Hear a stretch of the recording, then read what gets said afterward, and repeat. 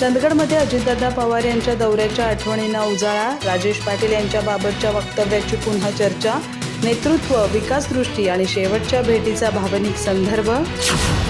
चंदगड येथे 2 मे 2025 रोजी झालेल्या अजितदादा पवार यांच्या ऐतिहासिक दौऱ्याला आज 1 वर्ष पूर्ण झालं असून त्या भेटीच्या आठवणींना पुन्हा उजाळा मिळत आहे। चंदगड तालुक्याच्या राजकीय इतिहासात महत्त्वपूर्ण ठरलेला हा दौरा आजही कार्यकर्ते आणि नागरिकांच्या स्मरणात ताजा आहे। त्या दिवशी आयोजित जाहीर सभेत अजितदादा पवार यांनी केलेले राजेश पाटील यांना पुन्हा आमदार केल्याशिवाय चंदगडचा फेटा मी बांधणार नाही हे ठाम वक्तव्य राज्यभर गाजलं होतं। या विधानामुळे कार्यकर्त्यांमध्ये नव्या ऊर्जेचा संचार झाला होता।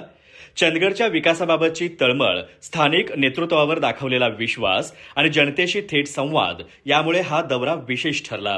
त्यांच्या भाषणातून स्पष्ट भूमिका, निर्णय क्षमता आणि लोकाभिमुख दृष्टिकोन दिसून आला होता। चंदगडला झालेली हीच त्यांची शेवटची भेट ठरल्याने या दौऱ्याला भावनिक महत्त्व प्राप्त झालंय।